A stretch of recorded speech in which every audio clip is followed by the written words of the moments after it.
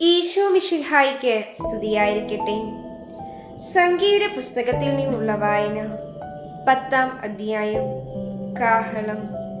കർത്താവ് മോശയോട് അരുളി ചെയ്തു, അടിച്ചു പരത്തിയ വെള്ളി കൊണ്ട് 2 കാഹളം നിർമ്മിക്കുക. സമൂഹത്തെ വിളിച്ചുകൂട്ടാനും പാളയത്തിൽ നിന്ന് പുറപ്പെടാനും അവ മുഴക്കണം. അവ രണ്ടും ഒന്നിച്ചു മുഴക്കുമ്പോൾ സമൂഹം മുഴുവനും സമാഗമ കൂടാരവാതിൽക്കൽ നിന്റെ മുൻപിൽ സമ്മേളിക്കണം. ഒരു കാഹളം മാത്രം ഊതിയാൽ ഇസ്രായേലിലെ ഗോത്ര തലവന്മാരായ നായകന്മാർ മാത്രം നിന്റെ മുൻപിൽ ഒന്നിച്ചുകൂടണം. സന്നാഹത്തിനുള്ള ആദ്യ കാഹളം മുഴങ്ങുമ്പോൾ കിഴക്കുവശത്തുള്ള പാളയങ്ങൾ പുറപ്പെടണം. അത് 2-ാം പ്രാവശ്യം മുഴങ്ങുമ്പോൾ തെക്കുവശത്തുള്ള പാളയങ്ങൾ പുറപ്പെടണം. യാത്ര പുറപ്പെടേണ്ടപ്പോഴൊക്കെ സന്നാഹധ്വനി ഉയർത്തണം. സമൂഹം ഒന്നിച്ചു കൂടാൻ കാഹളമൂതുമ്പോൾ സന്നാഹധ്വനി മുഴക്കരുത്. അഹറോന്റെ പുത്രന്മാരാണ് കാഹളം മുഴക്കേണ്ടത്. ഇതു നിങ്ങൾക്ക് തലമുറ തോറും എന്നേക്കുമുള്ള നിയമമായിരിക്കും.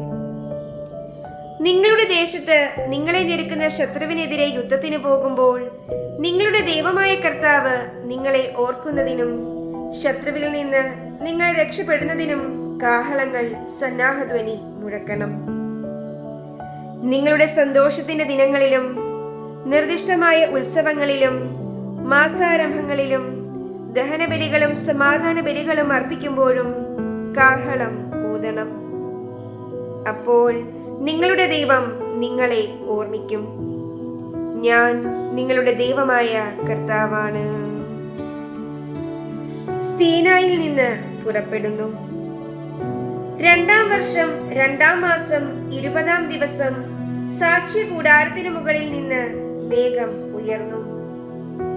അപ്പോൾ ഇസ്രായേൽ ജനം ഗണങ്ങളായി സീനായി മരുഭൂമിയിൽ നിന്ന് പുറപ്പെട്ടു.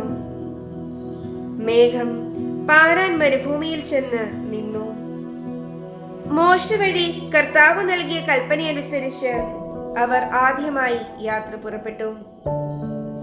യൂദാഗോത്രം ഗണങ്ങളായി പതാകയുമേന്തി ആദ്യം പുറപ്പെട്ടു. അമിനാദാബിന്റെ മകൻ നഹ്ശോനായിരുന്നു അവരുടെ നായകൻ. ഇസ്സാക്കർ ഗോത്രത്തിന്റെ മുൻപിൽ നടന്നത് സുവാറിന്റെ മകൻ നെതനേൽ ആണ്. സെബുലൂൺ ഗോത്രത്തെ നയിച്ചത് ഹെലോനിന്റെ പുത്രൻ എലിയാബ് ആകുന്നു. കൂടാരം അഴിച്ചിറക്കിയപ്പോൾ ഗർഷോന്റെയും മെറാറിയുടെയും പുത്രന്മാർ അത് വഹിച്ചുകൊണ്ട് പുറപ്പെട്ടു. അനന്തരം റൂബൻ ഗോത്രം ഗണങ്ങളായി പതാകയേന്തി പുറപ്പെട്ടു. ഷെദയൂരിന്റെ മകൻ എലിസൂർ അവരുടെ മുൻപിൽ നടന്നു. ഷിമയോൻ ഗോത്രത്തിന്റെ മുൻപിൽ നടന്നത് സുരിഷദായിയുടെ മകൻ ഷെലൂമിയേൽ ആണ്. ഗാദ് ഗോത്രത്തെ നയിച്ചത് റബുവേലിന്റെ മകൻ എലിയാസാഫ് അത്രേ.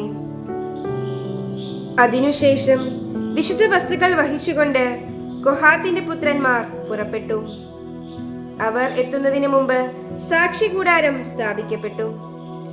തുടർന്ന് എഫ്രായിം ഗോത്രം ഗണങ്ങളായി പതാകയേന്തി പുറപ്പെട്ടു. അവരുടെ നായകൻ അമിഹൂദിന്റെ മകൻ എലിഷാമ ആയിരുന്നു. മനാസെ ഗോത്രത്തിന്റെ മുൻപിൽ നടന്നത് പെദാഹസൂരിന്റെ മകൻ ഗമാലിയേൽ ആണ്. ബെഞ്ചമിൻ ഗോത്രത്തെ നയിച്ചത് ഗിദയോനിയുടെ മകൻ അബിദാൻ. ദാൻ ഗോത്രം അണികളായി പതാകയേന്തി എല്ലാ സംഘങ്ങളുടെയും പിൻനിരയായി പുറപ്പെട്ടു. അമിഷദായിയുടെ മകൻ അഹിയേസർ അവരുടെ മുൻപിൽ നടന്നു. ആശീർ ഗോത്രത്തിന്റെ മുൻപിൽ നടന്നത് ഒക്രാന്റെ മകൻ പഗിയേൽ ആണ്. നഫ്താലി ഗോത്രത്തെ നയിച്ചത് ഏനാന്റെ മകൻ അഹീറ. അണികളായി യാത്ര പുറപ്പെട്ടപ്പോൾ ഇസ്രായേൽ ഈ ക്രമത്തിലാണ് നീങ്ങിയിരുന്നത്. തന്റെ അമ്മായിയപ്പനായ മിദിയാൻകാരൻ റവുവേലിന്റെ മകൻ ഹോബാബിനോട് മോശ പറഞ്ഞു, കർത്താവ് ഞങ്ങൾക്ക് നൽകുമെന്ന് അരുളി ചെയ്ത സ്ഥലത്തേക്ക് ഞങ്ങൾ പുറപ്പെടുകയാണ്. ഞങ്ങളുടെ കൂടെ വരുക, നിനക്കു നന്മയുണ്ടാകും. കാരണം കർത്താവ് ഇസ്രായേലിന് നന്മ വാഗ്ദാനം ചെയ്തിട്ടുണ്ട്. അവൻ പറഞ്ഞു, ഞാൻ വരുന്നില്ല. എന്റെ ദേശത്തേക്കും ബന്ധുക്കളുടെ അടുത്തേക്കും ഞാൻ മടങ്ങിപ്പോകുന്നു. അപ്പോൾ മോശ പറഞ്ഞു, ഞങ്ങളെ വിട്ടുപോകരുതെന്ന് ഞാൻ അപേക്ഷിക്കുന്നു. കാരണം മരുഭൂമിയിൽ പാളയമടിക്കേണ്ടത് എങ്ങനെയെന്ന് നിനക്കറിയാം. നീ ഞങ്ങൾക്ക് മാർഗദർശിയായിരിക്കും. നീ ഞങ്ങളോട് കൂടെ വരികയാണെങ്കിൽ കർത്താവ് ഞങ്ങൾക്ക് നൽകുന്ന സമൃദ്ധിയിൽ നിനക്ക് പങ്കു ലഭിക്കും. അവർ കർത്താവിന്റെ പർവ്വതത്തിൽ നിന്ന് പുറപ്പെട്ട് 3 ദിവസം യാത്ര ചെയ്തു. അവർക്ക് ഒരു വിശ്രമ സ്ഥലം ആരാഞ്ഞുകൊണ്ട് കർത്താവിന്റെ വാഗ്ദാന പേടകം അവരുടെ മുൻപിൽ പോയിരുന്നു. അവർ പാളയത്തിൽ നിന്ന് പുറപ്പെട്ട് യാത്ര ചെയ്തപ്പോഴെല്ലാം കർത്താവിന്റെ മേഘം പകൽ സമയം അവർക്കു മീതെയുണ്ടായിരുന്നു. പേടകം പുറപ്പെട്ടപ്പോഴെല്ലാം മോശ പ്രാർത്ഥിച്ചു, കർത്താവേ, ഉണരുക.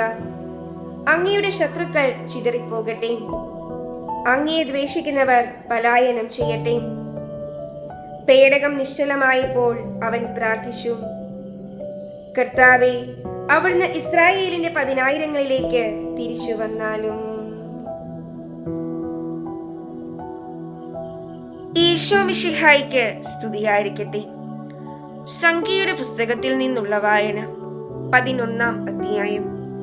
ജനം പരാതിപ്പെടുന്നു. കർത്താവിന് അനിഷ്ടമാകത്തക്ക വിധം ജനം പിറുപിറുത്തു. അതു കേട്ടപ്പോൾ കർത്താവിന്റെ കോപം ജ്വലിച്ചു. അവിടുത്തെ അഗ്നി അവരുടെ ഇടയിൽ പടർന്നു കത്തി. അത് പാളയത്തിന്റെ ചില ഭാഗങ്ങൾ ദഹിപ്പിച്ചു കളഞ്ഞു. ജനം മോശയോട് നിലവിളിച്ചു. അവൻ കർത്താവിനോട് പ്രാർത്ഥിച്ചു. അഗ്നി ശമിക്കുകയും ചെയ്തു. കർത്താവിന്റെ കോപാഗ്നി അവരുടെ ഇടയിൽ ജ്വലിച്ചതിനാൽ ആ സ്ഥലത്തിന് തബേര എന്നു പേരായി. ഇസ്രായേലിയരുടെ ഇടയിൽ ഉണ്ടായിരുന്ന അന്യവർഗക്കാർ ദുരാഗ്രഹങ്ങൾക്ക് അടിമകളായി. ഇസ്രായേലിയരും സങ്കടം പറച്ചിൽ തുടർന്നു. ആരാണ് ഞങ്ങൾക്ക് ഭക്ഷിക്കാൻ മാംസം തരുക? ഈജിപ്തിൽ വെറുതെ കിട്ടിയിരുന്ന മത്സ്യം, വെള്ളരിക്ക, മത്തങ്ങ, സബോള, ചമന്നുള്ളി, വെള്ളുള്ളി ഇവയൊക്കെ ഞങ്ങൾ ഓർക്കുന്നു. ഇവിടെ ഞങ്ങളുടെ പ്രാണൻ പോകുന്നു. ഈ മന്നായല്ലാതെ മറ്റൊന്നും കാണാനില്ല. മന്നായ്ക്ക് കൊത്തമ്പാലരിയുടെ ആകൃതിയും ഗുൽഗുലുവിന്റെ നിറവുമായിരുന്നു.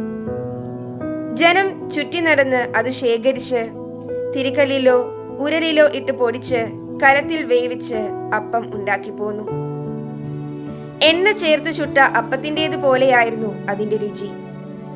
രാത്രി പാളയത്തിനു മേൽ മഞ്ഞ് പെയ്യുമ്പോൾ മന്നായും പൊഴിയും. ഇസ്രായേൽ കുടുംബങ്ങൾ ഓരോന്നും സ്വന്തം കൂടാരവാതിൽക്കൽ ഇരുന്ന് വിലപിക്കുന്നത് മോശ കേട്ടു. കർത്താവിന്റെ കോപം ആളിക്കത്തി. മോശയ്ക്ക് നീരസം ജനിച്ചു. മോശ കർത്താവിനോട് പറഞ്ഞു, അങ്ങയുടെ ദാസനോട് ഇത്ര കഠിനമായി വർത്തിക്കുന്നത് എന്തുകൊണ്ട്? അങ്ങ് എന്നോട് കൃപ കാട്ടാത്തത് എന്തുകൊണ്ട്? ഈ ജനത്തിന്റെ ഭാരമെല്ലാം എന്റെ മേൽ ചുമത്തിയിരിക്കുന്നു. ഞാനാണോ ഈ ജനത്തെ ഗർഭം ധരിച്ചത്? അവരുടെ പിതാക്കന്മാർക്ക് അവിടുന്ന് വാഗ്ദാനം ചെയ്ത ദേശത്തേക്ക് മുല കുടിക്കുന്ന കുഞ്ഞിനെ രാത്രി എന്ന പോലെ മാറിൽ വഹിച്ചുകൊണ്ട് പോവുക എന്ന് എന്നോട് പറയുവാൻ ഞാനാണോ അവരെ പ്രസവിച്ചത്? ഈ ജനത്തിനെല്ലാം നൽകാൻ എവിടെ നിന്ന് മാംസം കിട്ടും? ഞങ്ങൾക്ക് ഭക്ഷിക്കാൻ മാംസം തരിക എന്ന് പറഞ്ഞ് അവർ കരയുന്നു. ഈ ജനത്തെ മുഴുവൻ താങ്ങാൻ ഞാൻ ശക്തനല്ല. അത് എന്റെ കഴിവിനതീതമാണ്. ഇപ്രകാരമാണ് അവിടുന്ന് എന്നോട് വർത്തിക്കുന്നതെങ്കിൽ കൃപ തോന്നി എന്നെ ഉടനെ കൊന്നുകളയണം. ഈ കഷ്ടത ഞാൻ കാണാതിരിക്കട്ടെ. 70 നേതാക്കന്മാർ. കർത്താവ് മോശയോട് അരുളി ചെയ്തു, ജനത്തിലെ ശ്രേഷ്ഠന്മാരിലും പ്രമാണികളിലും നിന്ന് 70 പേരെ വിളിച്ചുകൂട്ടുക. അവരെ സമാഗമ കൂടാരത്തിങ്കൽ കൊണ്ടുവരുക. അവർ അവിടെ നിന്നോടൊപ്പം നിൽക്കട്ടെ. ഞാൻ ഇറങ്ങി വന്ന് നിന്നോട് സംസാരിക്കും. നിന്റെ മേലുള്ള ചൈതന്യത്തിൽ നിന്ന് ഒരു ഭാഗം അവരിലേക്ക് ഞാൻ പകരും. ജനത്തിന്റെ ചുമതല നിന്നോടൊപ്പം അവരും വഹിക്കും. നീ ഒറ്റയ്ക്ക് വഹിക്കേണ്ട. ജനത്തോട് പറയുക, നാളത്തേക്ക് നിങ്ങളെ തന്നെ ശുദ്ധീകരിക്കുക. നിങ്ങൾക്ക് ഭക്ഷിക്കാൻ മാംസം ലഭിക്കും. ഞങ്ങൾക്ക് ഭക്ഷിക്കാൻ മാംസം ആര് തരും? ഈജിപ്തിൽ ഞങ്ങൾ സന്തുഷ്ടരായിരുന്നു എന്ന് കർത്താവിനോട് നിങ്ങൾ പരാതിപ്പെട്ടു. അതിനാൽ കർത്താവ് നിങ്ങൾക്ക് മാംസം തരും, നിങ്ങൾ ഭക്ഷിക്കുകയും ചെയ്യും. 1, 2, 5, 10, 20 ദിവസത്തേക്കല്ല നിങ്ങൾ അത് തിന്നുക. നിങ്ങളുടെ മൂക്കിലൂടെ പുറത്തു വന്ന് ഓക്കാനം വരുന്നതുവരെ 1 മാസത്തേക്ക് നിങ്ങൾ അത് ഭക്ഷിക്കും.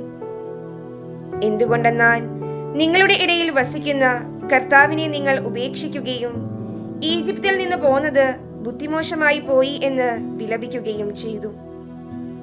മോശ കർത്താവിനോട് പറഞ്ഞു, എന്നോടൊത്ത് 6 ലക്ഷം യോദ്ധാക്കൾ തന്നെയുണ്ട്.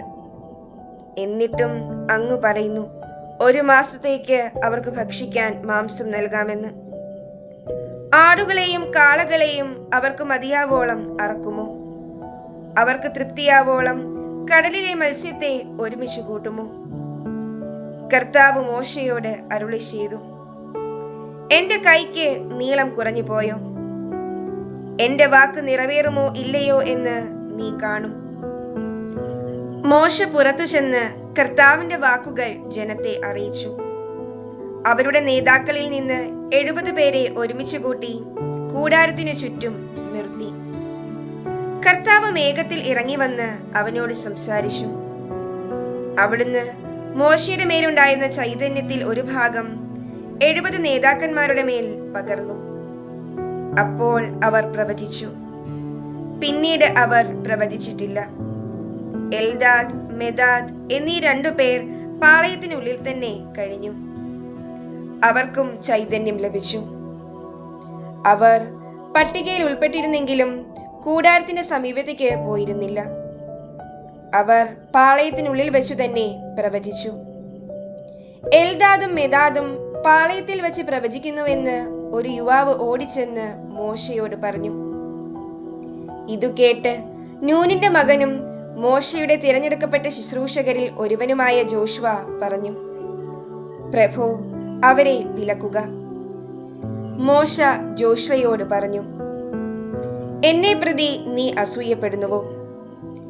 കർത്താവിന്റെ ജനം മുഴുവൻ പ്രവാചകന്മാരാവുകയും അവിടുന്ന് തന്റെ ആത്മാവിനെ അവർക്ക് നൽകുകയും ചെയ്തിരുന്നെങ്കിൽ എന്നു ഞാൻ ആശിക്കുന്നു. മോശയും ഇസ്രായേലിലെ നേതാക്കന്മാരും പാളയത്തിലേക്ക് മടങ്ങി. കാടപ്പക്ഷി. പെട്ടെന്ന് കർത്താവ് ഒരു കാറ്റയച്ചു. ആ കാറ്റ് കടലിൽ നിന്ന് കാടപ്പക്ഷികളെ കൊണ്ടുവന്നു. 1 ദിവസത്തെ യാത്രയുടെ ദൂരം വ്യാസാർദ്ധത്തിൽ കൂടാരത്തിനു ചുറ്റും 2 മുഴം കനത്തിൽ മൂടിക്കിടക്കത്തക്ക വിധം അത് വീണു. ജനം അന്നു പകലും രാത്രിയും പിറ്റേന്നും കാടപ്പക്ഷികളെ ശേഖരിച്ചു. ഏറ്റവും കുറച്ച് ശേഖരിച്ചവന് പോലും 10 ഹോമർ കിട്ടി. അവർ അത് പാളയത്തിനു ചുറ്റും ഉണങ്ങാനിട്ടു. എന്നാൽ ഇറച്ചി ഭക്ഷിച്ചുകൊണ്ടിരിക്കെ തന്നെ കർത്താവിന്റെ കോപം ജനത്തിനെതിരെ ആളിക്കത്തി. ഒരു മഹാമാരി അയച്ച് അവിടുന്ന് അവരെ ശിക്ഷിച്ചു. അത്യാഗ്രഹികളെ സംസ്കരിച്ചുകൊണ്ട് ആ സ്ഥലത്തിന് കിബ്രോത്ത് ഹത്താവ എന്ന് പേരിട്ടു. കിബ്രോത്ത് ഹത്താവയിൽ നിന്ന് ജനം ഹസേറോത്തിൽ ചെന്ന് താമസിച്ചു.